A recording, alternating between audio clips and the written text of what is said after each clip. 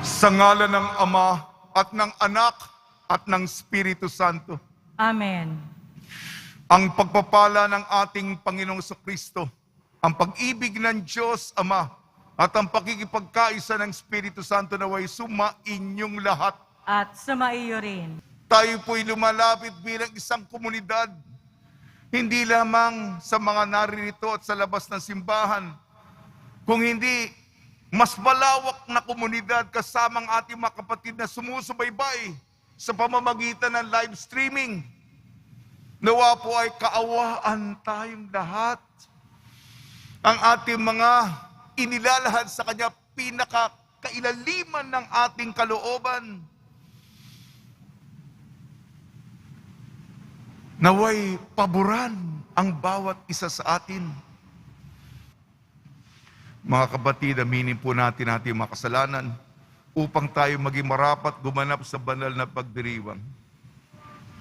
Inaamin ko Sa makapangyarihang Diyos at sa inyo mga kapatid, na lubha akong nagkasala sa isip, sa salita at sa gawa, at sa aking pagkukulang. Kaya isinasamo ko sa mahal na Birheng Maria, sa lahat ng mga anghel at mga banal, at sa inyo mga kapatid, na ako'y panalangin sa Panginoong ating Diyos. Kaawaan tayo ng makapangyarihang Diyos. Patawarin tayo sa ating makasalanan at patnubayan tayo sa buhay na walang hanggan. Amen. Panginoon, kaawaan mo kami. Panginoon, kaawaan mo kami. Kristo, kaawaan mo kami. Kristo, kaawaan mo kami. Panginoon, kaawaan mo kami. Panginoon, kaawaan mo kami. Manalangin tayo. Ama namin makapangyarihan, ipagkalob mong sa aming pagkilala ng iyong anak para sa aming mabuhay talaga. Kami naway maging kasalo niya pakundangan sa pag-ibig ng Espiritong kanyang padala, sapagat siya ang tagapamagitan, magpa sa walang hanggan. Amen. Magsiupo muna ang lahat.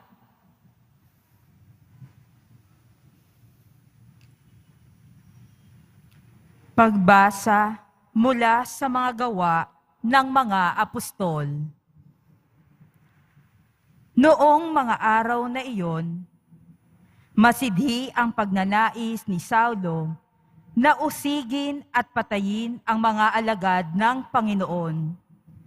Kaya't lumapit siya sa pinakapunong saserdote at humingi ng mga sulat para sa mga sinagoga sa Damasco upang madakip niya ang sinumang matagpuan niya roong kaanib sa bagong pananampalataya, maging lalaki, maging babae, at madala sa Jerusalem.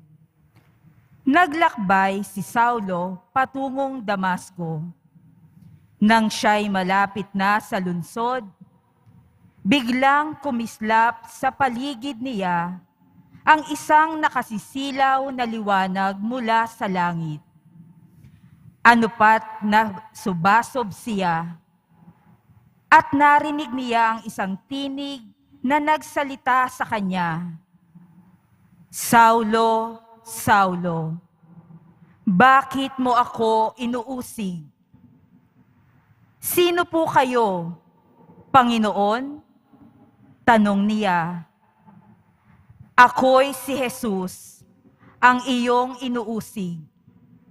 Tugon sa kanya, "Tumindig ka't pumasok sa lungsod. Sasabihin sa iyo roon kung ano ang dapat mong gawin." Natilihan ang mga kasama ni Saulo.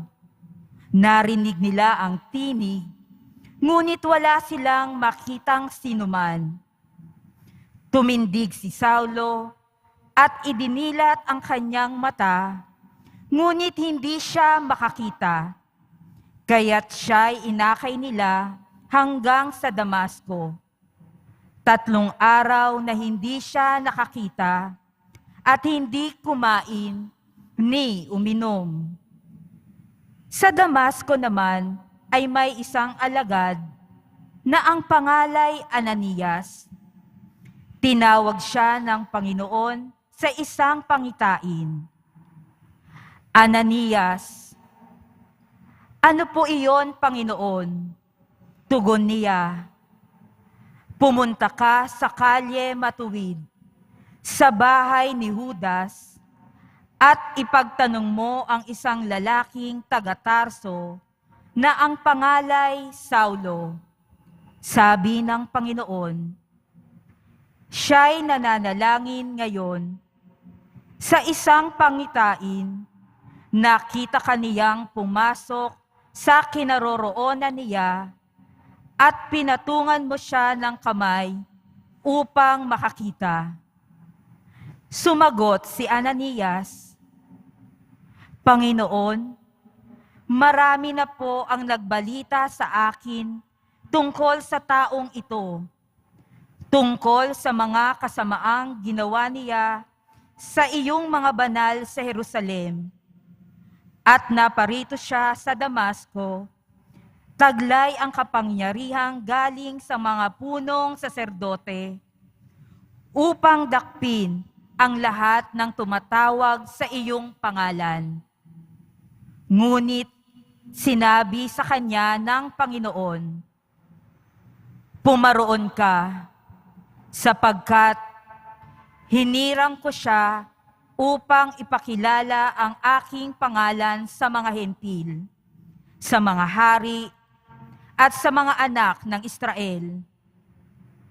At ipaalam ko sa kanya ang lahat ng dapat niyang tiisin alang-alang sa akin. Pumunta nga si Ananias. Pumasok siya sa bahay at ipinatong ang kanyang kamay kay Saulo. Kapatid na Saulo, wika niya, pinapunta ako rito ng Panginoong Hesus na napakita sa iyo sa daan nang ikaw ay papunta rito. Sinugo niya ako upang muli kang makakita at mapuspos ng Espiritu Santo. Pagdakay, may nalaglag na tila mga kaliskis mula sa mga mata ni Saulo. At nakakita na siya. Tumindig siya agad at nagpabinyag. Kumain siya at nanauli ang kanyang lakas.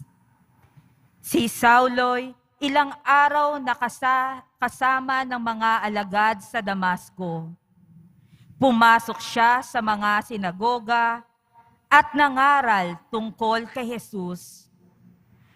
Siya ang anak ng Diyos, wika niya.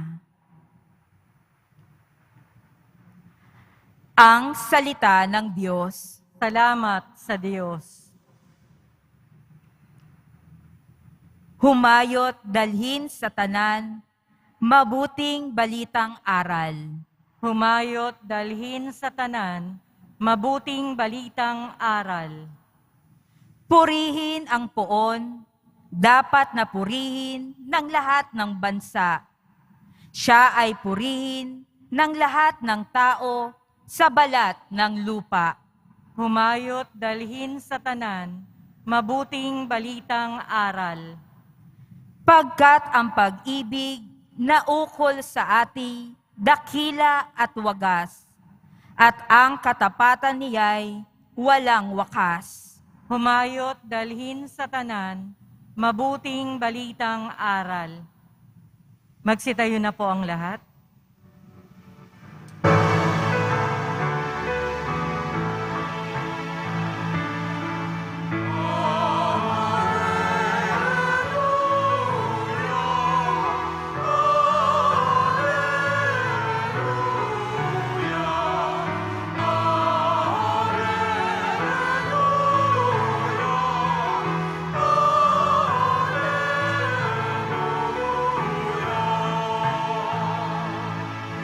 Ang sinumang kumakain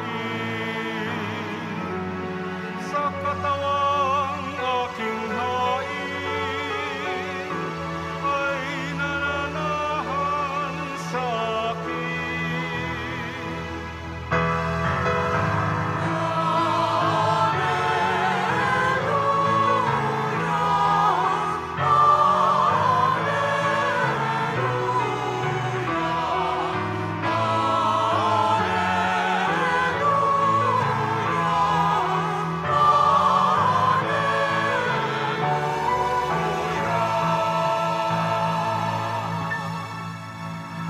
Sumainyo ang Panginoon. At sumaiyo rin. Ang mabuting balita ng Panginoon ayon kay San Juan. Papuri sa iyo, Panginoon.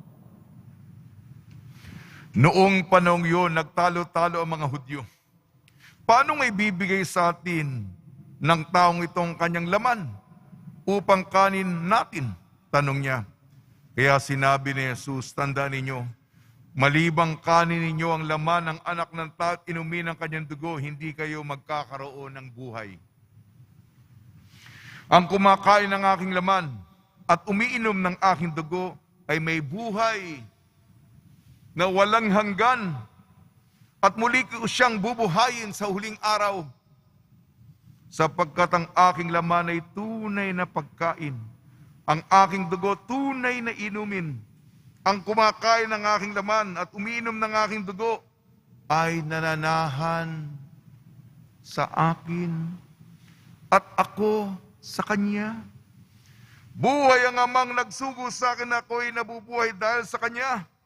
Gayon din naman ang sino mang kumain sa akin ay mabubuhay dahil sa akin. Ito ang pagkaing bumaba mula sa langit. Ang kumakain nito ay mabubuhay magpakailanman. Hindi ito katulad ng kinain ninyong mga magulang sa ilang, namatay sila bagamat kumain yun. Sinabi ito ni Jesus nang siya'y nagtuturo sa sinagoga ng Capernaum. Ang mabuting balita ng Panginoon. Pinupuri ka namin, Panginoong Hesukristo. Magsiupo muna tayong lahat. Sa pagpapala, pagbibindisyon, pagbibiyaya, pagkakalob ng napakaraming grasya mula sa ating napakabait na Nuestro Padre Jesus Nazareno. Espesyal na araw po ngayon. Totoo, sa ating mga pinagdaraanan sa buhay, nagdadasal tayo para sa isa't isa. Napakadami natin ang kapal ng tao. Nawa po mapaboran, sagutin ng kanyang oo, ayon sa kanyang kalooban ng ating hinihingi. Pagnilayan po natin, ngayon ay kahiwagaan, mamangha tayo, mabighani tayo sa tagumpay ng pagkabuhay. Gawa ng mga apostol, Ebanghelyo ni Juan, Kabanata 6, ito'y tungkol sa diskurso ng buhay. Ang inaalok po sa atin ay ang buhay ng Diyos. Hindi natin maiintindihan ng lubusan. Limitado tayo. Sino makakaalam sa kaisipan ng Diyos? Kulang tayo, mahirap natin maintindihan. Tayo nagtitiwala sa Kanya, ngunit itong Diyos ng katotohanan at kagandahan ng kaganapan, binubukas ang sarili sa atin. Manahan kayo sa akin. Kung alam natin lamang ang kahalagaan nito, higit ito sa pera, higit ito sa anumang makamundong kayamanan o aliw, ang pananahan sa buhay ng Diyos. At nahirapan tayo sapagkat kailangan ng pananampalataya.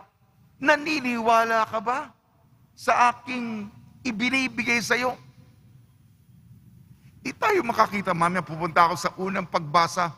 Hindi makakita si Saul, ngayon magiging Pablo.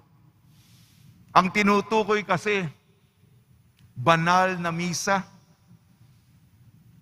Kasama ko po kahapon, mga ilang araw, ang ating Parish Pastoral Council. Para mas maliit na grupo, nagpasalamat ako sa pagka sila'y naglilingkod sa inyo.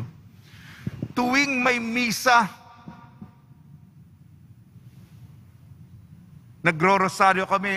Hindi lang ito, Ginoong Maria, napupuno ka ng grasya. Para bang robot tayo. Nagpapakita ang Birhen sa iyo, katulad ng pinili niyang magpakita sa mga bata. Tayo tumutugon. Aba, Ginoong Maria, mga anak tayo na nagdadasal sa ina. Yun ang banal na rosaryo. At sa misa, alam ko po, ilang misa na kayong naglingkod o nakilahok. Tayo po, pagsasangayon ng Kalbaryo ni Jesus, ang komunidad ng Nazareno, yung Arma Christi, bilang pagtanaw ng utang na loob, hawak-hawak natin ang mga instrumento ng pasyon. Isa sa inyo, hawak ang korona ng tinik. Isa sa inyo yung pako. Yung isa sa inyo, sibat.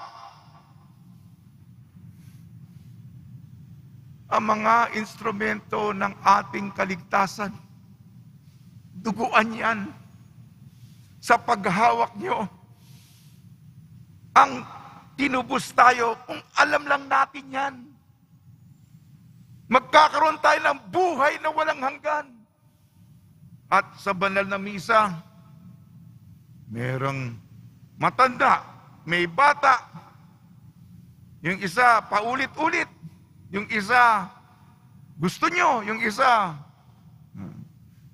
kahit sinong pare. Ang banal na misa, ang Eucharistia. Sino man ang kumain ng aking laman, sino man ang uminom ng aking dugo, paano nangyayari yun? Kung hindi nyo to gagawin, hindi kayo magkakaroon ng buhay na walang hanggan. Manahan kayo sa akin, yan ang imbitasyon ng Diyos. At tayo mga deboto, ang mga kumukontra dito sa turo nito, yung mga kontrabida sa pasyon. Tayo po, sapagkat ang Eucharistia, sa Grego, pasasalamat, Panginoon, tulungan niyo po kami. Tumitingin tayo kay Jesus na nakapako sa krus.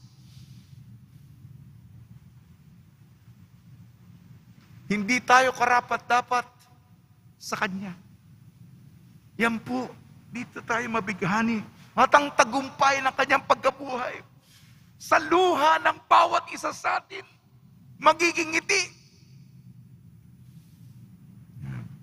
Dumako naman po ako sa unang pagbasa. Napakaganda po. Yung pagbabalik loob ni Saul na naging San Pablo. Taga-usig si Saul. Ayan. Habulin ko kayo, akala nyo hanggang Jerusalem lang ako. Masipag ako, pupunta kayong Damasco. Sige, magtago kayo. Aarestuin ko kayo. Ipapakulong ko kayo. Ipapapatay ko kayo. Uusigin ko kayo hanggang sa dulo. Wala kayong matataguan. At papunta sa Damasco, napatigil. May boses. Saul! Saul! Bakit mo ako inuusig?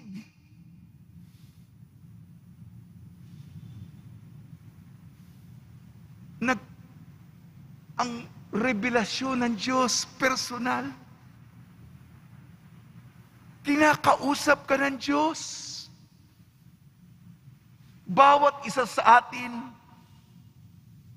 balikan, sariwain ito. Tinatanong, Sen, bakit ka naman nagkakasala? Romeo, bakit ka nagkakasala?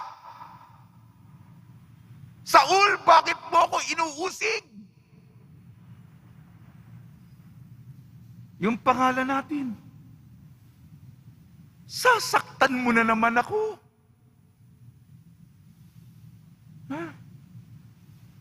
Nasaktan ka na ba? O nakasakit ka na ba? Uulitin mo na naman yung sasaktan mo na naman ako. Tayong lumuluha. Gusto mong magpaluha ng iba at ulit-ulitin mo? Kaya si San Pablo, ito ang kanyang konbersyon. Ito yung pagbabalik loob niya. Bulag siya. Hindi siya nakakita. Ito ang hamon sa atin. Ito ang buhay ng isang Kristiyano. Pari po ako. Mangumpisal, yan ang pagbabalik loob at misa. Yung, di ba? Mangumpisal, absolution, at saka magmisa. Yan ang po yung trabaho namin. Yan ang kailangan pagkatapos sa mahabang panahon sa seminaryo. Para yung buhay ng Diyos, pagpapatawad, panibagong buhay at makilahok sa buhay niya. Sa tulong ni Maria, magrosaryo tayo. Sabi po ni Cardinal Advincula, mula intensifikasyon at ni San Jose, nawa po, magbalik loob po tayo. Buksan po natin ang ating pananaw. Huwag na po natin ulitin ang ating mga pag-uusig sa mga miyembro ng simbahan. Katulad ni San Pablo, magbalik loob tayo. Ialay natin ang buhay sa ating Nuestro Padre Jesus Nazareno. Amen. Magsitayo po ang lahat. Minamahal ko mga kapatid, ibinigay sa atin ng Ama ang kanyang anak bilang tunay na pagkain at tunay na inumin sa hapag na ito. Hilingin natin sa kanya ang lahat ng ating mga pangangailangan sa pamamagitan ni Kristo, ang pinagpulan ng bagong buhay. Tugon po natin, Ama, panatilihin mo ang aming buhay sa pamamagitan ng Eucharistia. Ama, panatilihin mo ang aming buhay sa pamamagitan ng Eucharistia. Ang simbahan naway lumago sa pagpapahalaga sa Eucharistia bilang tinapay ng buhay sa pamamagitan ng mas mataimtim na pagdiriwang ng banal na misa. Manalangin tayo. Ama, panatilihin mo ang aming buhay sa pamamagitan ng Eucharistia. Bilang isang pamayanan, naway hindi natin ipagwalang bahala ang ating buhay pananampalataya, bagkus higit na manalig sa Diyos araw-araw kahit sa ating mga kahirapan at pagdurusa. Manalangin tayo. Ama, panatilihin mo ang aming buhay sa pamamagitan ng Eucharistia. Ang mga pamilya, lalo na ang ating mga anak, naway lumago sa mga biyayang dulot ng patuloy na pagtanggap ng Eucharistia. Manalangin tayo. Ama, panatilihin mo ang aming buhay sa pamamagitan ng Eucharistia. Ang mga may sakit, naway palakasin ang kanilang pananampalataya sa pamamagitan ng pakikiisa ng kanilang mga paghihirap sa pagpapakasakit ni Kristo. Manalangin tayo. Ama, panatilihin mo ang aming buhay sa pamamagitan ng Eucharistia. Ang mga mahal natin sa buhay na yumao, naway magkamit ng buhay na walang hanggan na ipinangako ni Kristo. Manalangin tayo. Ama, panatilihin mo ang aming buhay sa pamamagitan ng Eucharistia. Ama naming nasa langit, ibinigay mo sa amin ang katawan at dugo ng iyong anak bilang pagkain at inumin sa aming paglalakbay. Marapatid mo na sa aming pakikipagkaisa sa Kanya, kami ring lahat ay magkaisa bilang mga bahagi ng Kanyang katawan. Hiniling namin sa pamamagitan ni Kristong aming Panginoon. Amen. Magsiupo muna po ang lahat.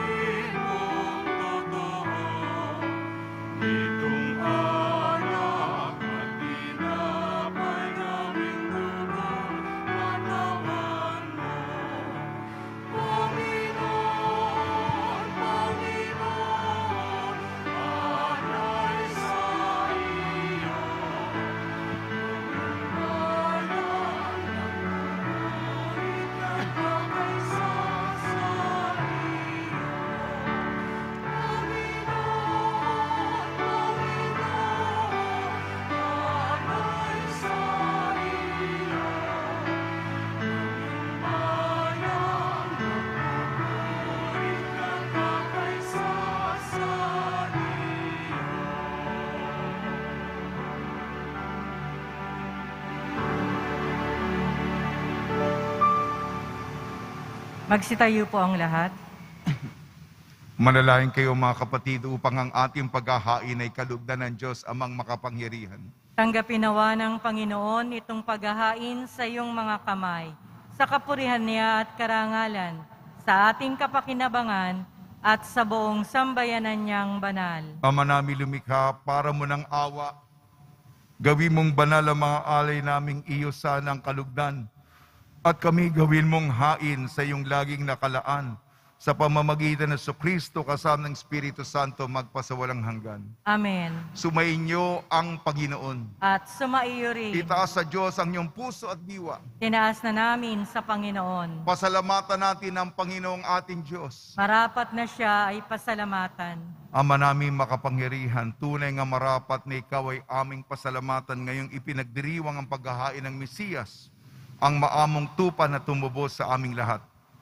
Sa paghahain ng sariling buhay at sa pagkabuhay ng anak mong mahal, nabuksang ganap ang iyong tahanan, at kaming pinaghaharian mo ay naging kasambahay. Sa pagkamatay niya sa krus, nalupig ang kamatayan. Sa kanyang pagkabuhay, naging buhay siya ng tanan. Kaya kaisa ng mga anghel nagsisiawit ng papuri sa iyo nang walang humpay sa kalangitan, kami nagbubunyi sa iyong kadakilaan.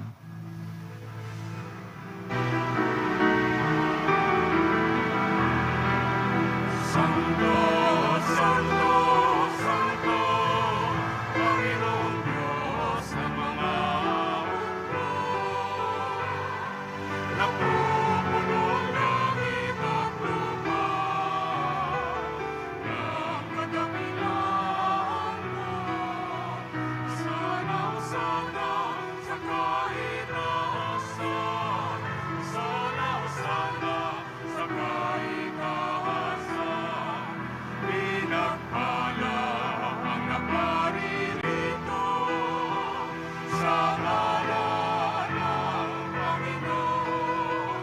Sana sa kahit naasan, sana sa kahit naasan, sana sa kahit naasan, sana sa kahit naasan. Magsiluhod po ang lahat. Ama naming banal, ikaw ang bukal ng tanang kabanalan, kaya sa pamamagitan ng Espiritu, gawin mong banal ang mga kaloob na ito, upang para sa amin maging katawan at dugo ng aming Panginoong Jesucristo. Bago niya pinagtiis ang kusang loob na maging handog, hinawakan niya ang tinapay, pinasalamatan kanya, pinaghati-hati niya yun, iniabot sa kanyang malagad at sinabi, tanggapin ninyong lahat ito at kanin, ito ang aking katawan, nihahandog para sa inyo.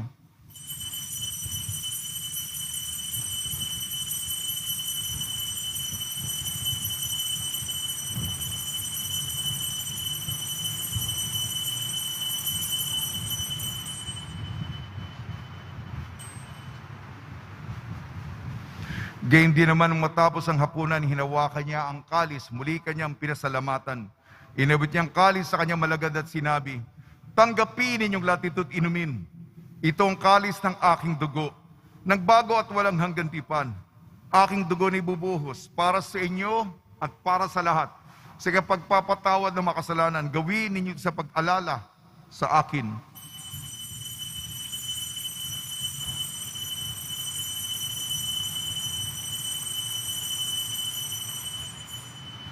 Magsitayo na po ang lahat. Ipagbunyi natin ang misteryo ng pananampalataya. Si Kristo'y namatay, si Kristo'y nabuhay, si Kristo'y babalik sa wakas ng panahon. Ang mga ginagawa namin ngayon sa pag-alala, sa pagkamatay at muling pagkabuhay ng iyong anak. Kaya't inialay namin sa tinapay na nagbibigay buhay tangkalis na nagkakaloob ng kaligtasan. Kami nagpapasalamat dahil kami yung minarapat na tumayo sa harap mo para maglingkod sa iyo. Isinasamo namin kami magsasalo-salo sa katawan at dugo ni Kristo ay mabuklod sa pagkakaisa sa pamamagitan ng Espiritu Santo. Amalingapin mo yung simbahang laganap sa buong daigdig. Puspusin mo kami sa pag-ibig kaysa ni Francisco na aming Papa. at ni Jose na aming obispo at ng Tanang Kaparian. Alalahanin mo rin ang mga kapatid namin na himlay na may pag-asang sila'y muling mabubuhay, gayon din ang lahat ng mga pumanaw. Kaawan mo sila at patuloyin sa iyong kaliwanagan. Kaawan mo at pagidapating kaming lahat na makasal sa iyong buhay na walang wakas, kaysa ng mahal na Birhing Maria na ina ng Diyos, Nuestra Señora de la Buena Hora, ng kabiyak na puso niyang si San Jose, kaysa ng mga apostol, San Dominic Sabio, San Juan Bautista at ng lahat ng mabanal na namuhay dito sa daigdig ng kalugod-lugod sa iyo. May pagdiwang nawa namin ng pagpupuri sa ikararangal mo sa pamamagitan ng anak na aming Panginoong Heso Kristo. Sa pamamagitan ni Kristo, kasama niya at sa Kanya ang lahat ng parangal at papuri ay sa iyo, Diyos amang makapangyarihan kasama ng Espiritu Santo, magpa sa walang hanggan.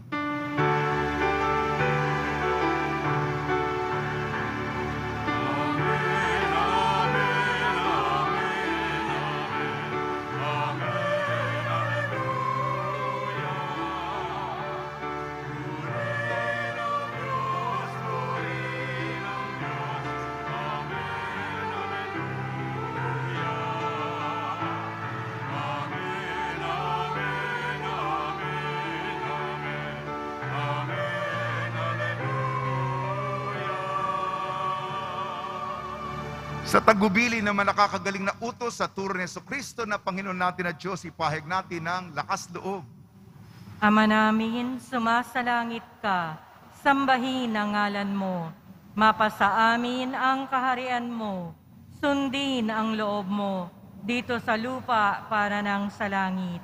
Bigyan mo kami ngayon ng aming kakanin sa araw-araw, at patawarin mo kami sa aming mga sala, para ng pagpapatawad namin sa nagkakasala sa amin. At huwag mo kaming ipahintulot sa tukso at iadya mo kami sa lahat ng masama. Hiniling namin kami iadya sa lahat ng masama, pagkalooban ng kapayapaan, araw-araw iligtas sa kasalanan at ilayo sa lahat ng kapahamakan. Samantalang aming pinananabikan ang dakilang araw ng pagpapahayag ng tagapagligtas naming si Jesucristo. Sapagkat iyo ang kaharian at ang kapangyarihan at ang kapurihan, magpakailanman. Amen. Panginoon Jesucristo, sinabi mo sa iyo, apostol, kapayapaan, iniiwang sa inyong aking kapayapaan, binibigay ko sa inyo. Tungayan mga aming pananampalataya at huwag ang aming mapagkakasala. At pagkalooban mo kami ng kapayapaan at pagkakaisa yung sa iyong kalooban, kasama ng Espiritu Santo, magpasawalang hanggan. Amen. Mga kapatid, mga kaibigan, sa inyo po ang kapayapaan ng ating Panginoon. At sumaiyo rin. Magbigayan po tayo ng kapayapaan sa isa't isa.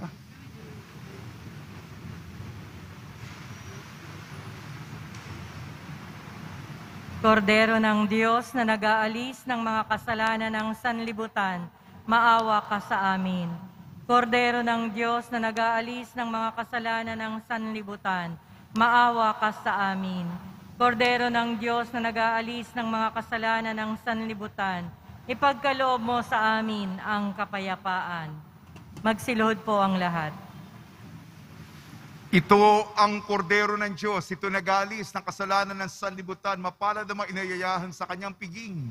Panginoon, hindi ako karapat-dapat na magpatuloy sa iyo, ngunit sa isang salita mo lamang ay gagaling na ako.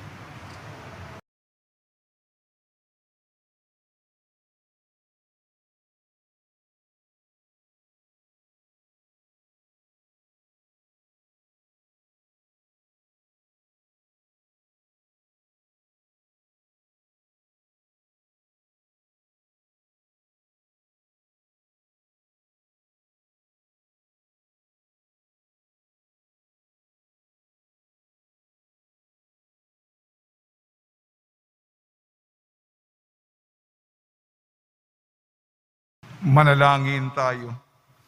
Ama naming mapagmahal, sa pinagsaluhan naming banal na pakikinabang, ang amin nawang pag-ibig ay lalong madagdagan na ginawa namin sa pag-alala ng anak mong mahal na nag-utos ipagdiwang ang huling hapunan sa pamamagitan niya kasama ng Espiritu Santo magpa sa walang hanggan. Amen. Pagbabasbas sa mga deboto ng kanilang makahilingan at dasalan. Mahal na pong Jesus Nazareno, iniyag mo sa pamamagitan ng krus ng walang maliw na pag-ibig ng Diyos sa sangkatauhan. Pakinggan mo ang kahilingan yung angkan na nagsusumamo sa iyo. Makamtanawa nilang yung katugunan at tanggapin ang kasagutan na may utang na loob na tinatanaw. Basbasan din po niyo mga daladala nilang mga imahin at dasalan sa pamamagitan ng bendisyon nito na way maalala ng mga pangako sa binyag na ilang ibig at paglilingkuran bilang Panginoon magpasawalang hanggan. Amen. Sumainyo ang Panginoon At sumaiyo rin. at pagpalain kayo ng makapangyarihan Diyos, Ama, Anak at Espiritu Santo. Amen. Paglayin po ninyo sa inyong pag-alis ang kapayapaan ni Jesucristo. Salamat sa Diyos.